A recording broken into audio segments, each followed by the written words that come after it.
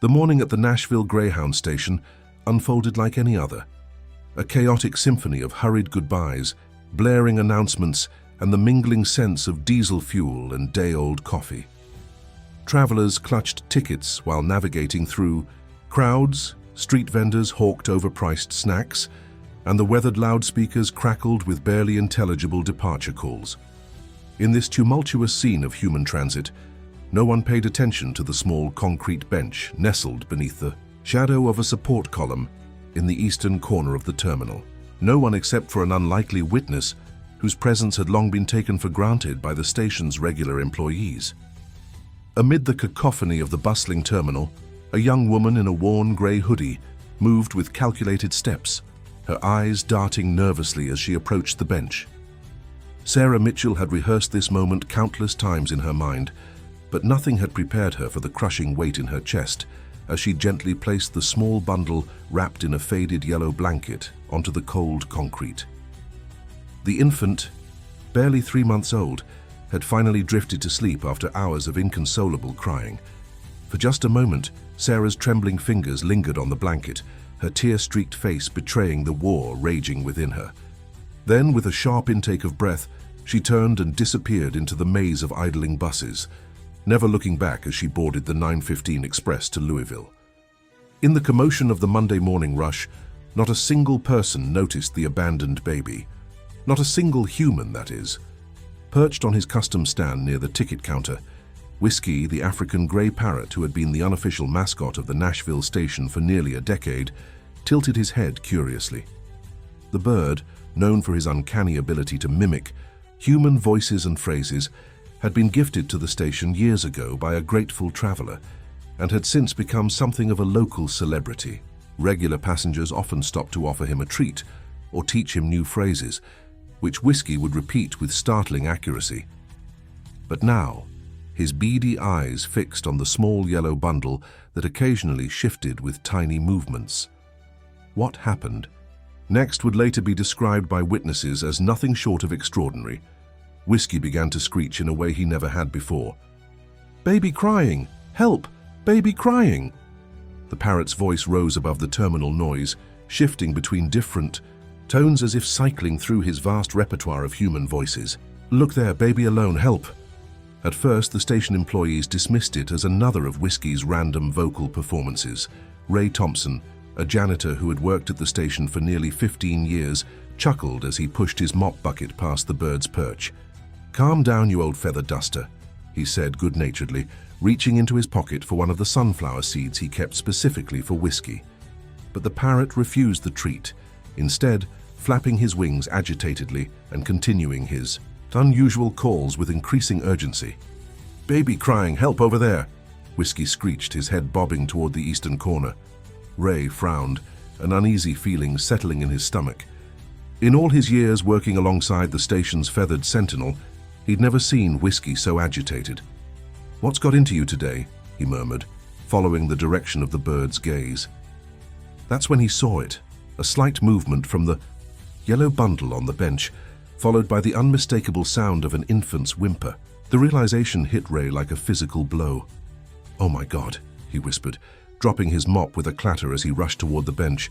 The bundle squirmed weakly as Ray approached, revealing a tiny red face with tears streaming down chubbed cheeks.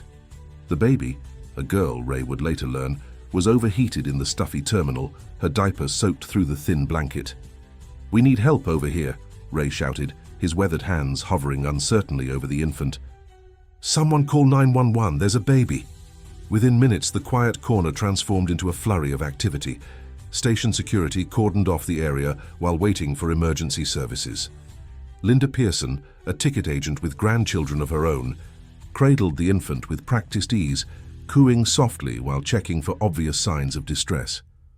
"Poor little thing," she murmured, carefully adjusting the blanket to keep the baby warm without overheating. "Who would just leave you here all alone?" The paramedics arrived within 10 minutes, quickly assessing the baby's condition. "She seems dehydrated but otherwise stable," the lead EMT informed Ray as they prepared to transport the infant to Nashville Memorial. "Good thing you found her when you did. Another hour in this heat." He didn't need to finish the sentence. While the medical team attended to the baby, Security Chief Marcus Daniels was already reviewing the station's security footage. The grainy video revealed a young woman in a hoodie placing the bundle on the bench at 8:47 a.m. before walking briskly toward the departure gates. Her face was partially obscured, but it was enough to establish a timeline and a general description. "We'll send this to the police department right away," Daniels told Ray, who couldn't seem to tear his eyes away from the monitor. "They'll put out a bulletin for the mother." As the commotion began to settle, Ray found himself standing beside Whiskey's perch once again. The parrot had calmed, returning to his usual occasional squawks and mimicry. "You saved that baby, didn't you?" Ray said quietly, offering another sunflower seed. This time, Whiskey accepted it with a gentle nip. "Baby safe now," the parrot said in what sounded remarkably like Ray's own voice, causing the janitor to stare in astonishment. By afternoon, the story had spread throughout the station, with employees and travelers alike stopping to praise Whiskey and pat Ray on the back. Someone had already dubbed them the Unlikely Heroes of Nashville Station, a title that made Ray shift uncomfortably. He wasn't a hero, he insisted. He just followed the bird's lead. But as local news vans began to arrive outside the terminal, Ray realized that this quiet Monday had somehow transformed into something much bigger than himself, something that would ripple outward in ways none of them could yet imagine. In the pediatric wing of Nashville Memorial Hospital, the abandoned baby girl, temporarily named Jane Doe in official paperwork, slept peacefully under the watchful eyes of nurses and social workers.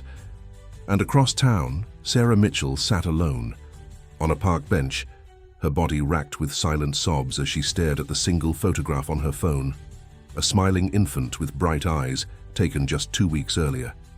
The choice she had made that morning would haunt her dreams for months to come. But neither she nor Ray nor anyone else at the station could have predicted how a parrot's cries would eventually weave their separate lives together in the most unexpected of ways. By nightfall, what had begun as a local incident at the Nashville Greyhound station had exploded into a nationwide sensation.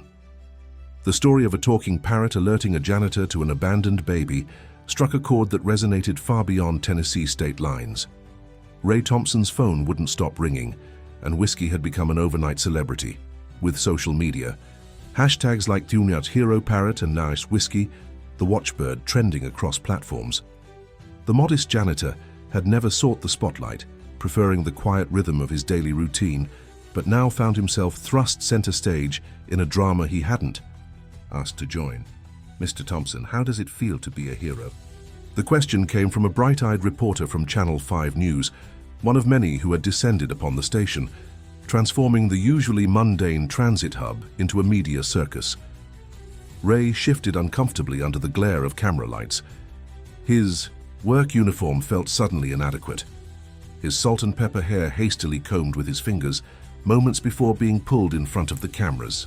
"I'm not a hero, ma'am," he replied, his Tennessee drawl more pronounced under pressure. "That bird over there deserves all the credit. I just followed his lead." The cameras swiveled toward Whiskey, who seemed to preen under the attention, occasionally calling out "baby safe now" to the delight of the assembled journalists. Station management, quick to recognize a public relations goldmine, had already ordered a special perch for Whiskey and stationed a security guard nearby to ensure the bird's well-being amid the newfound fame. Meanwhile, at the Nashville Police Department, Detective Elaine Mercer reviewed the security footage for the dozenth time, scrutinizing every frame showing the young woman in the gray hoodie. Something about her movements, the hesitation, the lingering touch on the blanket, suggested this wasn't a simple case of callous abandonment. "Run her face through the database again," she instructed the tech specialist beside her, "and check missing persons reports for the last 6 months. There's more to this story." The baby, now officially named Emma Grace by the hospital staff, had been transferred to a specialized pediatric care unit. Initial examinations revealed mild dehydration and slight undernourishment, but no signs of abuse or neglect. Social worker Jennifer Brooks sat beside the infant's crib, reviewing the case notes with a growing sense of familiarity. The description of the mother, young, possibly in her early 20s, thin-billed with shoulder-length brown hair, triggered a memory from several weeks earlier. Jennifer quickly excused herself and hurried to her office, where she pulled open a filing cabinet containing records of recent intake interviews at the Nashville Women's Shelter. There, in a folder dated just 3 weeks prior, she found what she was looking for: an intake form for one Sarah Mitchell, age 23, seeking temporary housing and support. The photograph clipped to the form showed a tired-looking young woman with hollow cheeks and wary eyes that matched those captured on the station's security cameras. According to the notes, Sarah had fled an abusive relationship, was struggling with postpartum depression, and had no family support system. She had stayed at the shelter for 2 nights before disappearing without notice, taking her infant daughter with her. Jennifer's hand trembled slightly as she picked up her phone to call Detective Mercer. This wasn't just about finding a mother who had abandoned her child. It was about understanding the desperate circumstances that had led to such a heartbreaking decision. Back at the Greyhound station, Ray Thompson's life had taken a surreal turn. The maintenance supervisor had given him the rest of the week off with pay, claiming it was to handle media requests, but Ray suspected it had more to do with keeping the newly famous janitor visible for publicity purposes. His modest apartment in East Nashville, usually a sanctuary of peace, now felt like a prison as he avoided the reporters camped outside his building. The only calls he answered were from his daughter Melissa, who lived in Atlanta with her husband and children. "Dad, you're on national news," she exclaimed when he finally picked up. "The kids are telling everyone their grandpa is a hero." Ray sighed, sinking deeper into his worn armchair. "It wasn't me, Mel, it was that darn bird. I just happened to be there." "Well, that darn bird couldn't have carried that baby to safety," Melissa countered. "Give yourself some credit." After a pause, she added more softly, "Mom would have been proud, you know." The mention of his late wife sent a familiar ache through Ray's chest. Louise had been gone for 5 years now, but sometimes the grief felt as fresh as yesterday. She would have known how to handle all this attention. She always had a way with people that Ray had never mastered. For the first time since the whole ordeal began, Ray allowed himself to wonder what might happen to little Emma Grace. Would her mother be found? Would she enter the foster care system? The thought of that tiny, vulnerable baby facing an uncertain future troubled him deeply. His own daughter had been born prematurely, fighting for every breath in her first weeks of life. Louise had barely left the NICU, singing softly to Melissa through the incubator walls. They had been lucky. They had each other. They had insurance. They had support. What did Emma Grace have? The question haunted him as he finally drifted into an uneasy sleep, his dreams filled with crying babies and watchful birds. The following morning brought no respite from the media frenzy. If anything, the story had grown bigger overnight, with national morning shows featuring segments on the parrot who saved a baby. What did bring a momentary diversion was an unexpected visitor to Ray's apartment, a sharply dressed woman who introduced herself as Melissa Gardner, Assistant District Attorney for Davidson County. "Mr. Thompson, I apologize for the intrusion," she said when Ray cautiously opened his door. "But I'm handling the legal aspects of Emma Grace's case, and I hoped we might speak privately." Ray nodded, relieved to be talking to someone with an official purpose rather than a microphone. He led her into his modest living room, hastily clearing newspapers from the coffee table. "Can I get you some coffee?" he offered, suddenly aware of the disheveled state of both his home and himself. "No, thank you," Gardner replied, her tone professional but not unkind. "I'll be brief. The district attorney's office is pursuing this case aggressively. Child abandonment is a serious offense in Tennessee." Ray frowned slightly. "The mother, do you know who she is?" "We have some leads," Gardner acknowledged, "but my concern right now is ensuring that when we do find her, justice is served appropriately." Something in her tone, the emphasis on justice and appropriately, didn't sit right with Ray. He thought of the hesitation he'd seen in the security footage, the gentle way the mother had arranged the blanket around her baby. "Ms. Gardner," he said slowly, "I'm not sure aggressive is what's needed here." The prosecutor's eyebrows rose slightly. "Excuse me?" "I mean," Ray continued, finding courage in his conviction, "sometimes people do desperate things because they're in desperate situations. Maybe what this mother needs isn't prosecution, but help. Gardner studied him for a long moment before her professional demeanor softened slightly. You have a kind heart, Mr. Thompson, but my job is to uphold the law. As she stood to leave, she added, By the way, the hospital is holding a small ceremony tomorrow to honor you and, she smiled faintly, your feathered partner. The press will be there, of course, but so will little Emma Grace. I thought you might want to know. After she left, Ray sat in silence, contemplating the complexity of the situation he'd stumbled into. What had begun as a simple act of following a parrot's distress calls had somehow placed him at the center of a much larger narrative about justice, compassion, and the systems that sometimes failed the very people they were designed to protect. He had never considered himself an activist or even particularly civic-minded, but something was stirring within him, a sense that perhaps he had been placed in this position for a reason. With a deep breath, he reached for his phone and called. The one person who might help him make sense of it all, his daughter, Melissa. Honey, he said when she answered, I think I need to do more than just smile for the cameras. The Nashville Memorial Hospital's conference room had been hastily transformed for the press event, with a small podium adorned with microphones and a banner reading, Celebrating Our Community Heroes. Camera crews jostled for position, while hospital administrators hovered anxiously, ensuring everything was picture-perfect for the media sensation that had captured national attention. Ray Thompson stood awkwardly in a corner, wearing the only suit he owned, the same one he'd worn to his wife's funeral 5 years earlier. It felt too tight around the collar and smelled faintly of mothballs, despite his best efforts with an iron and some fabric freshener. Beside him, in a special traveling cage, Whiskey occasionally bobbed his head and muttered, "Baby safe now," to the delight of anyone within earshot. "You clean up nice, Mr. Thompson," said a familiar voice. Ray turned to find Jennifer Brooks, the social worker he'd met briefly during the initial investigation. "Though you look about as comfortable as I feel at these things," he managed a smile, grateful for the friendly face. "Not exactly my natural habitat," he admitted. "How's the little one doing?" "Emma's thriving," Jennifer replied. "She'll make an appearance briefly, but the doctors didn't want her overwhelmed." She hesitated, then lowered her voice. "I actually wanted to talk to you about something important. Can we find a quiet spot after this circus is over?" Before Ray could respond, the hospital director approached, ushering him toward the podium. "It's show time, Mr. Thompson. Remember, just a few words about finding the baby, and then we'll bring Whiskey up for the photo opportunity." The ceremony proceeded as planned.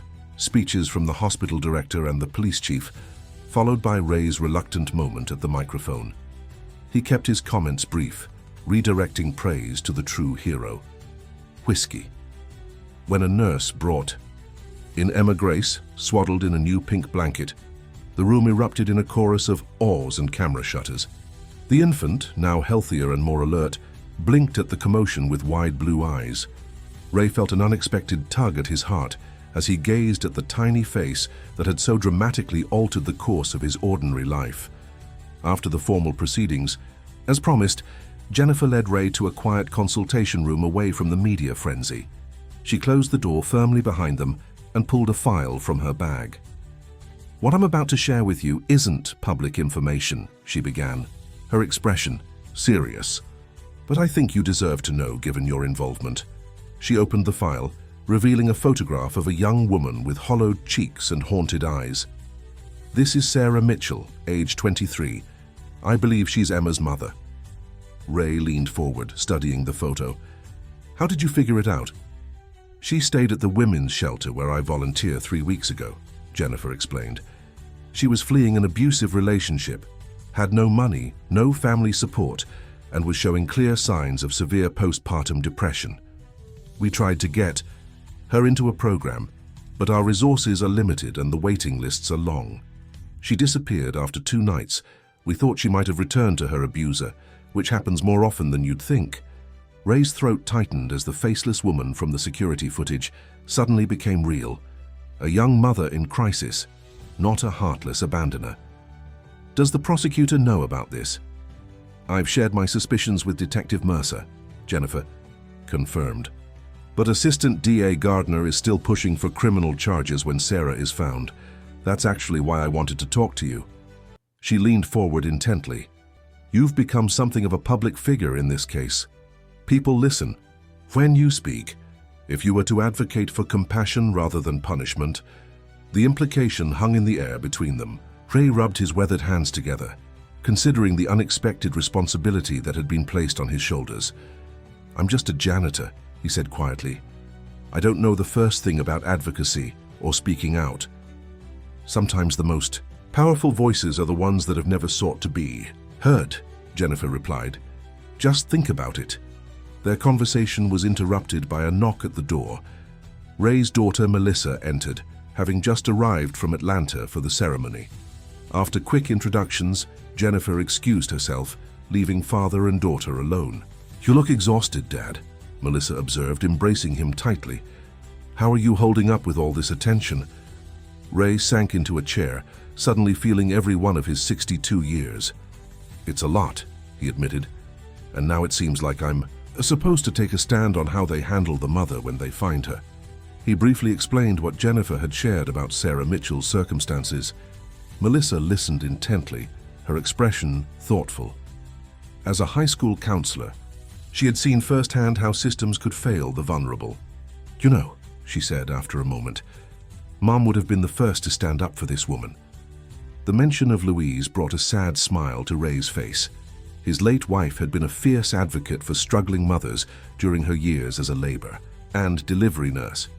She'd often brought home stories of women giving birth alone, without support systems or resources, and had volunteered countless hours at a community clinic serving underprivileged families.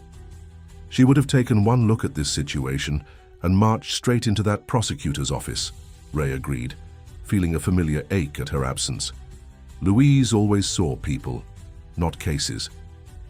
Meanwhile, across town, Assistant District Attorney Melissa Gardner sat in her office, reviewing the mounting evidence in what the media had dubbed the Whiskey Baby case.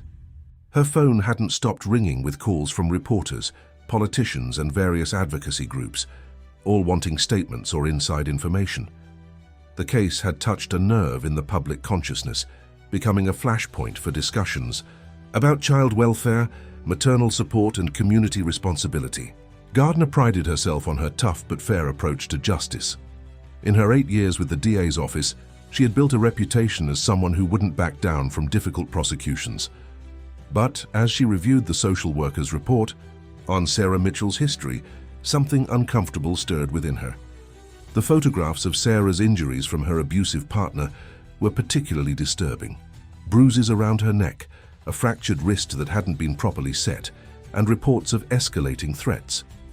Then there were the clinical notes documenting textbook symptoms of severe postpartum depression, possibly edging into postpartum psychosis. Gardner pulled out a legal pad and began making notes. The law was clear on child abandonment, but prosecutorial discretion existed for a reason.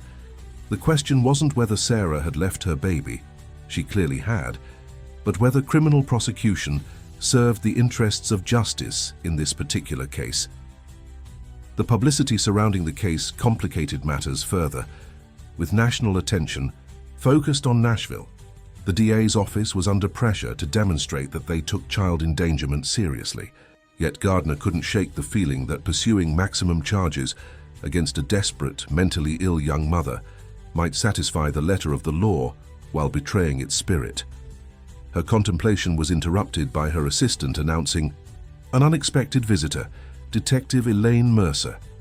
The detective entered briskly, carrying a thick folder and wearing the expression of someone with significant news. We found her, Mercer announced without preamble. Sarah Mitchell was admitted to Riverside Psychiatric Hospital yesterday after what appears to have been a suicide attempt. Gardner felt her stomach drop. Is she all right? Physically, yes.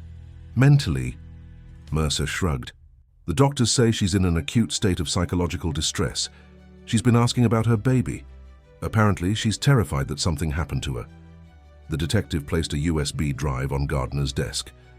There's something else you should see. We obtained this from the shelter where she stayed briefly. It's an intake interview, and it changes the narrative considerably.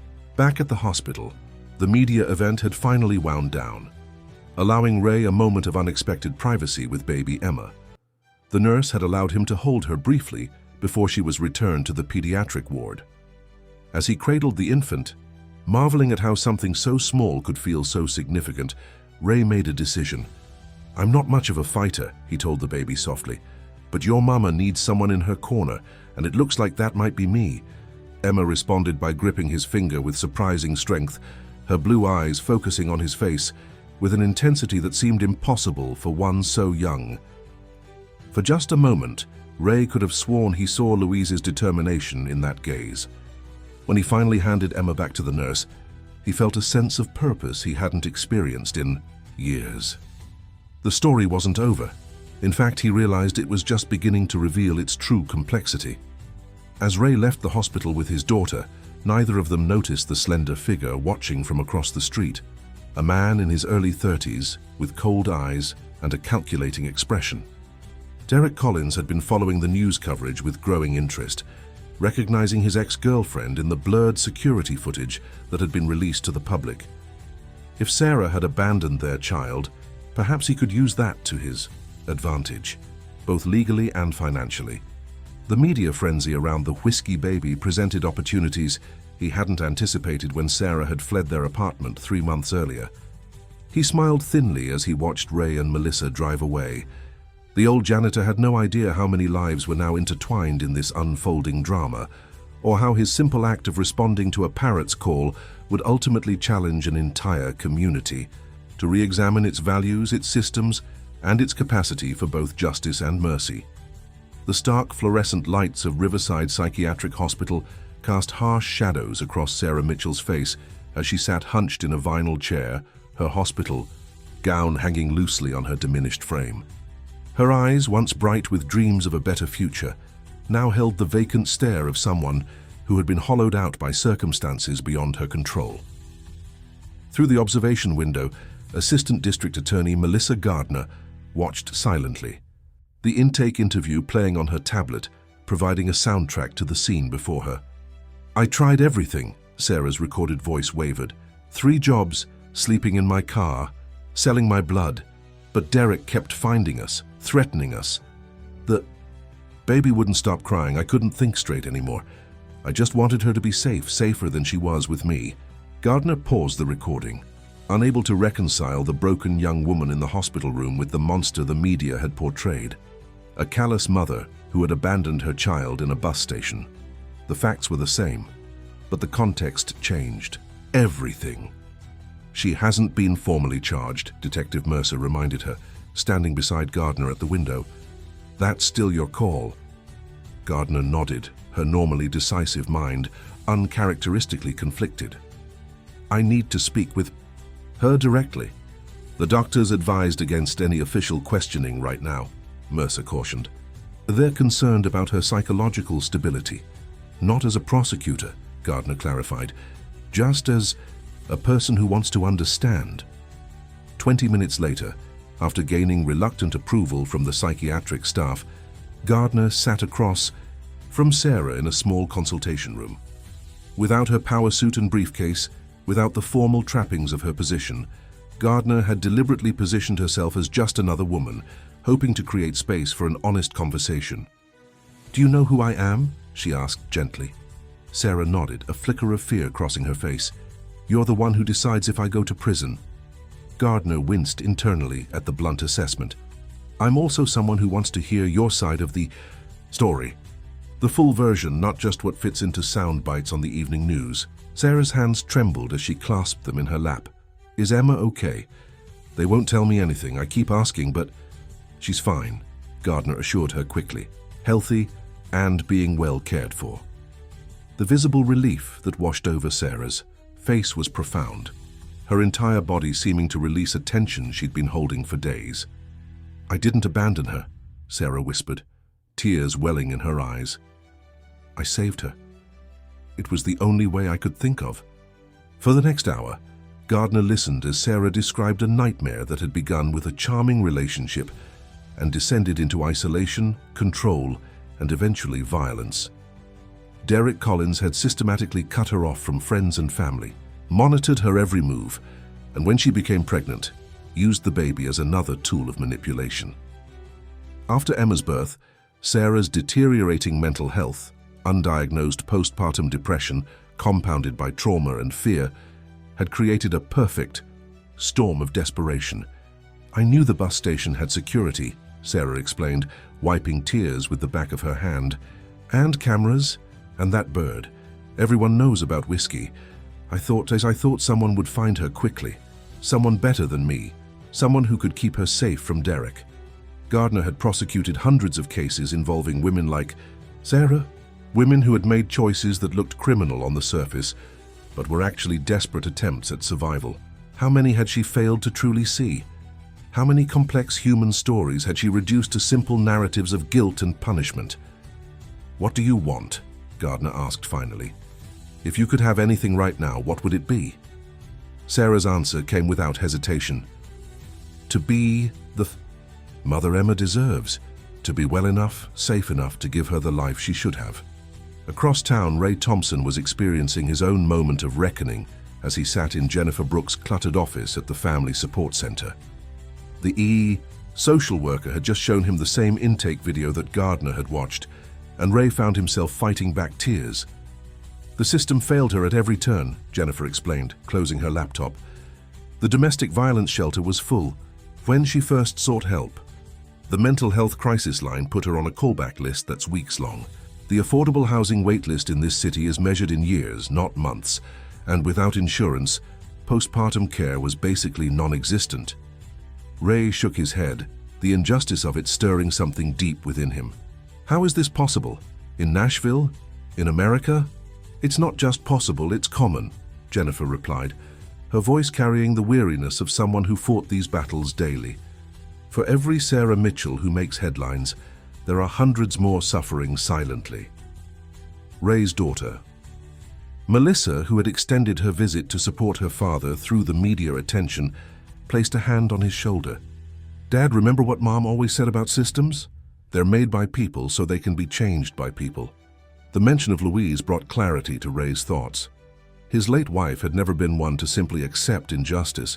She had been a doer, a fixer, someone who saw problems as challenges to overcome rather than realities to accept. "What would help women like Sarah?" he asked Jennifer directly. The social worker blinked, perhaps surprised by the directness of the question. "Immediate safe housing, mental health support without wait lists, childcare assistance, legal protection that actually works, but most importantly, a community that sees struggling mothers as people to lift up, not problems to solve or criminals to punish." Ray nodded, his mind already working on the beginnings of a plan. The media spotlight on him and Whiskey had been uncomfortable, even intrusive, but perhaps it could be redirected towards something meaningful. "I think," he said slowly, "it's time I said some things publicly that people might not want to hear." The press conference the following afternoon wasn't large by national standards, but it drew every local news outlet and several regional ones. Ray stood awkwardly at the microphone set up outside the Greyhound station, Whiskey perched on a stand beside him. He had rejected offers of speechwriters and media coaches, preferring instead to speak from his heart, however unpolished those words might be.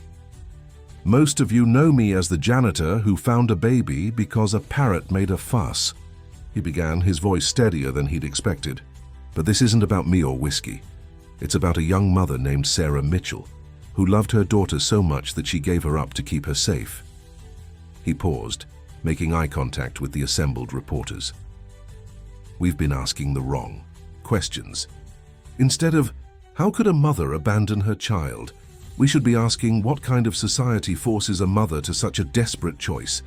As Ray continued, articulating the failures of support systems and the realities of domestic violence and mental health crises, the cameras kept rolling. His unvarnished sincerity cut through the usual noise of news cycles and political positioning. By the time he finished by calling for compassion rather than condemnation for Sarah, social media was already erupting with the hashtag #FracStandWithSarah. What Ray couldn't have anticipated was who would be watching his impromptu speech. In her office, Melissa Gardner set down her phone after viewing the live stream, a decision crystallizing in her mind. In her hospital room, Sarah Mitchell wept as a nurse showed her the video on a tablet. And in a downtown bar, Derek Collins scowled at the television screen, recognizing a narrative that threatened his control over the situation. The unexpected champion of his ex-girlfriend was complicating his plans to use the abandonment case as leverage to regain custody of Emma. A custody he sought not out of love, but as a means of forcing Sarah back into his orbit. Derek drained his whiskey and signaled for another. This sentimental janitor and his bird were becoming problems that needed solving. Meanwhile, at the Nashville Child Services office, a meeting was underway that would further alter the trajectory of the case. The Wilsons, Thomas and Catherine, sat nervously across from a caseworker, discussing their application to become Emma's foster parents with possibility of adoption. As certified foster parents with an exemplary record, they had been fast-tracked when Emma's case arose. "We understand the mother has been located," Thomas said cautiously. "How does that affect the placement?" The caseworker sighed. "It complicates things. Normally our goal is family reunification, when possible. But given the circumstances of the abandonment and the mother's current psychiatric hospitalization," Catherine leaned forward, her expression compassionate rather than competitive. "We don't want to take a child from her mother. If there's a chance for them to be together, we want what's best for Emma." The caseworker looked somewhat surprised by this response. Foster parents willing to step back for biological family reunification weren't always easy to find. "That's commendable. For now, Emma needs a stable home while the courts sort everything out. The judge will make the final determination at the hearing next week." What none of them realized was how the ground was already shifting beneath the legal proceedings. Ray Thompson's passionate advocacy had struck a chord with the public and, by extension, with the political establishment. The mayor's office had already reached out to the district attorney, expressing concern about the optics of prosecuting a mentally ill domestic violence victim. Several state legislators were drafting what they were informally calling the Whiskey Bill, aimed at expanding resources for mothers in crisis.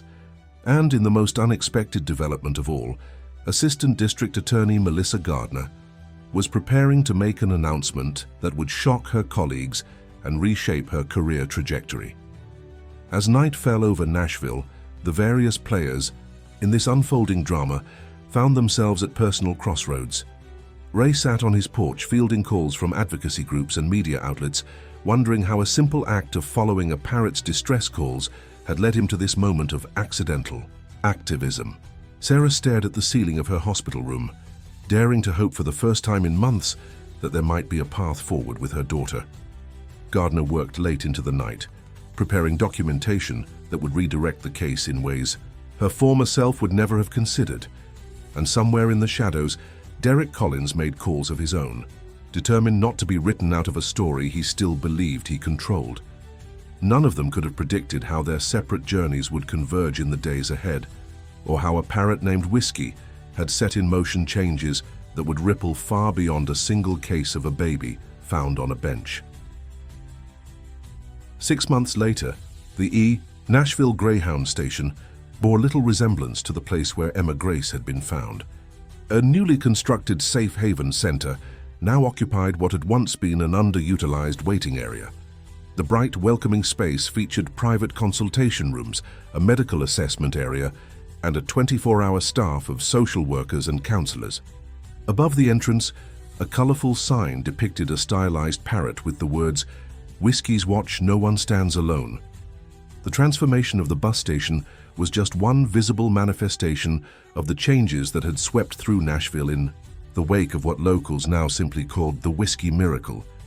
The state legislature had unanimously passed the Whiskey's Watch Act, allocating unprecedented funding for maternal mental health services, domestic violence intervention, and crisis childcare. The law had garnered national attention, with several other states already drafting similar legislation. On this particular morning, Ray Thompson stood at the center's entrance, adjusting his tie nervously. At 62, he had never expected to begin a new career. but his role as community outreach coordinator for Whiskey's Watch suited him better than he could have imagined. His decades of invisible service as a janitor had given him insight into human nature and a genuine empathy that no amount of formal education could provide.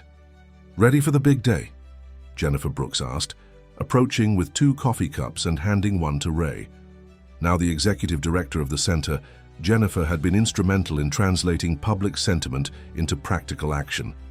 "As ready as I'll ever be," Ray replied, taking a grateful sip. "Still feels surreal sometimes." Jennifer nodded, understanding perfectly. Who would have thought a parrot's distress call would lead to all this? Inside the station's main concourse, final preparations were underway for the official 6-month anniversary celebration of Whiskey's Watch. Local dignitaries, media representatives, and community members would soon gather to commemorate not just the rescue of one child, but the creation of a safety net designed to prevent other parents from facing the same impossible choices that Sarah Mitchell had confronted. Whiskey himself had a place of honor at the station, his expanded habitat now featuring educational signage about the importance of community vigilance and intervention. The parrot had become something of a celebrity, with children's books, plush, toys, and even a planned animated series based on his story. A portion of all proceeds went directly to funding the center's operations. Across Haedu town, in a modest but cheerful apartment provided through the new Housing Assistance Program, Sarah Mitchell carefully dressed Emma in a tiny blue dress with matching hair bow. At 9 months old, Emma was thriving, babbling constantly, pulling herself up on furniture, and showing a particularly strong attachment to her mother. "There's my beautiful girl," Sarah cooed, lifting Emma into her arms. The past 6 months had been challenging but transformative. Intensive therapy, proper medication, and a robust support system had helped Sarah recover from both her postpartum depression and the trauma of her abusive relationship. The restraining order against Derek Collins, who had eventually been arrested for violating previous orders and attempting to intimidate Sarah, gave her a sense of security she hadn't felt in years. A soft knock at the door announced the arrival of Catherine Wilson, who had become an unexpected ally in Sarah's journey. Rather than pursuing adoption of Emma, the Wilsons had instead offered to become part of Sarah's support network, with Catherine often providing childcare while Sarah attended therapy sessions and job training. "You two look gorgeous," Catherine said warmly as Sarah opened the door. "The car's all set up with the car seat. Thomas is already at the station helping with setup." The relationship between Sarah and the Wilsons defied conventional expectations. In many ways, they had become the extended family Sarah had never had, offering guidance without judgment and support without conditions. Emma had benefited from the arrangement as well, growing up surrounded by adults who put her needs first and collaborated rather than competed for her affection. The courthouse. Downtown was quieter than usual, with most of the day's proceedings already concluded. In her office, former Assistant District Attorney Melissa Gardner, now Judge Gardner following a special appointment to fill a vacancy on the family court bench, reviewed some final paperwork before leaving for the Whiskey's Watch ceremony. Her decision to drop all charges against Sarah Mitchell had initially been controversial within the DA's office, but the public and political support for a more compassionate approach had quickly silenced the critics. When the judicial vacancy had opened, Gardner's handling of the case and her subsequent advocacy for reforms had made her a natural choice for the position. A photograph on her desk showed her with Sarah and Emma at the completion of Sarah's treatment program, a reminder of why the law existed to serve people, not the other way around. The journey from adversaries to allies had been transformative for both women.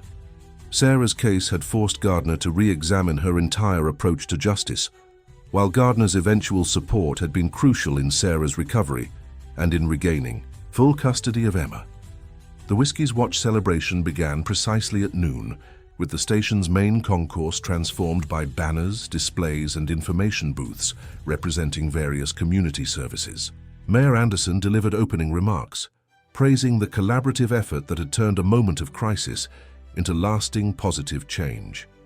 Jennifer Brooks spoke about the hundreds of families already served by the new center, while Melissa Gardner outlined the legal reforms that had streamlined protection for vulnerable parents and children. When it was Ray's turn to speak, he kept his comments characteristically brief and humble.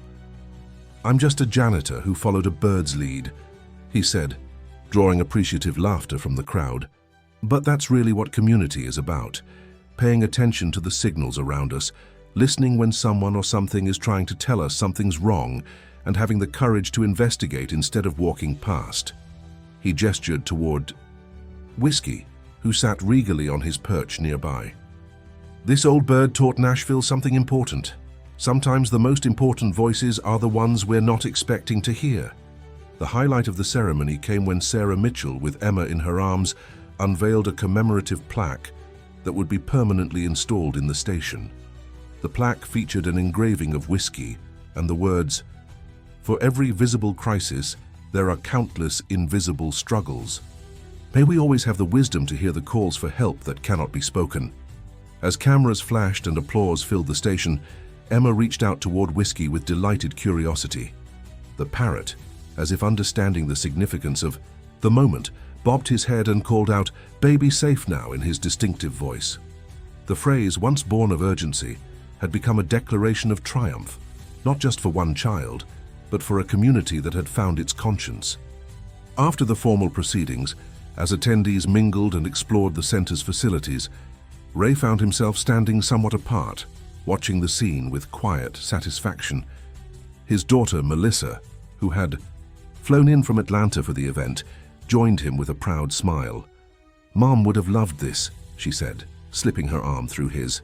"She always said you had more to offer the world than you realized." Ray nodded, a lump forming in his throat. "I wish she could have seen it. She would have been especially proud of that," Melissa added, nodding toward where Sarah sat on a bench, showing Emma a children's book with Whiskey's image on the cover. The little girl babbled excitedly, pointing at the colorful illustrations. A mother and child together, that's what she always fought for. As the afternoon progressed, various speakers shared testimonials about the impact of Whiskey's watch. Mothers who had found refuge during mental health crises, children who had been safely sheltered during family emergencies, fathers who had received support and resources they hadn't known existed. The common thread in every story was the same: a community that had learned to listen more carefully and respond more compassionately to its most vulnerable members. In the months and years that followed, the Whiskey's Watch model would be replicated in cities across the country. Sarah Mitchell would eventually become an advocate herself, sharing her story to help reduce stigma around maternal mental health, struggles, and domestic violence. Emma would grow up knowing her unique beginning not as a source of shame, but as a testament to her mother's love and a community's awakening.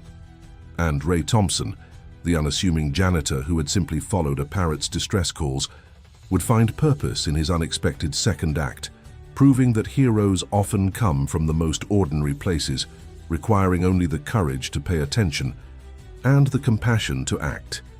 The true legacy of the Whiskey miracle wasn't captured in legislation or buildings or programs, important as those were. It lived in changed perspectives, in the subtle shift from judgment to understanding, in the recognition that behind every desperate action lies a human story deserving of attention rather than condemnation. On quiet evenings, when the bus station had emptied of travelers and only the night staff remained, Whiskey would sometimes call out his signature phrase, "Baby safe now." The words would echo briefly in the cavernous space before fading away, but their meaning continued to resonate far beyond the walls that had witnessed their first utterance. For in those three simple words, understood first by a bird before any human had recognized their importance, lay a profound reminder that safety is not merely the absence of danger, but the presence of supportive community, the acknowledgement of human dignity, and the understanding that we are all in some way responsible for one another. And perhaps that was the most remarkable aspect of the